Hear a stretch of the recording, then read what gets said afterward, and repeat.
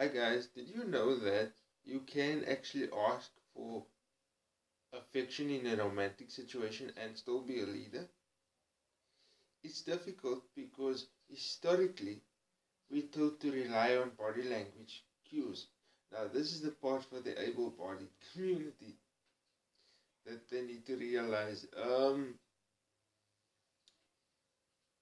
Because there are some disabilities where people do not get to control their kinesics, i.e., body language, you cannot always rely on a social cue to denote when it's time to initiate affection. Only much later in a relationship can a couple determine, I know when he does this, I know when she does that. The kind of scenario where you end up saying you can't go to bed without a cup of tea. But in the beginning situations, it, uh, in the beginning stages, excuse me, it's freezing here, so throat is still a bit tight, so you're gonna have to forgive me. In the beginning, such stages of a relationship, you kind of have to be a bit more bold. There are a couple of videos that I've done on boldness. Please go and check those out. But you kind of have to take the bull by the horns until the bull learns to bend, so that you can whisper into his or her ear. And asking for help to initiate the fiction is very important when you have balance issues.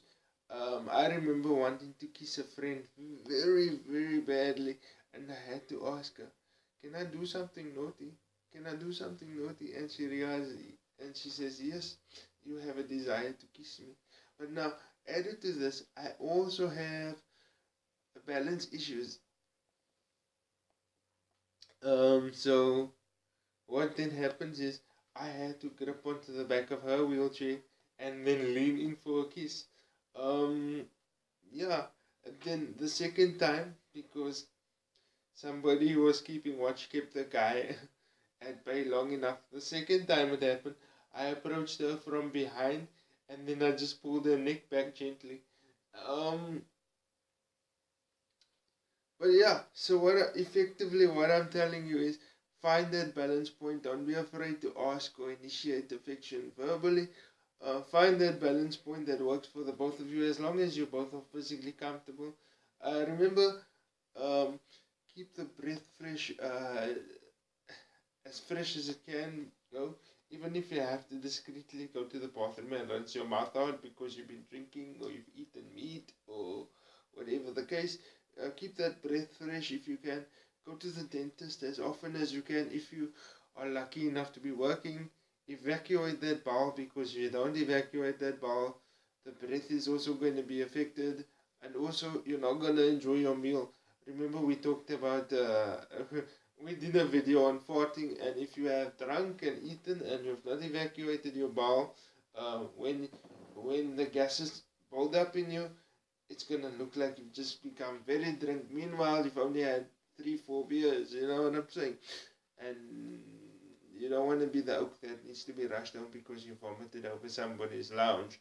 But anyway, I digress. It's these simple nuances which we have to be cognizant of in order to have a successful encounter. And yes, that kiss was awesome. I was like Cinderella, singing a lovely night. Even the guy that drove me home, he could see it on my face and it was pitch dark. He's like, "So tell me about the party." And I was like, yeah, I mean, it was a good party, you know. And then obviously the next day I was listening to music and managing to sing at the top of my lungs with the earphones in. So if it could happen for me, it could happen for you also,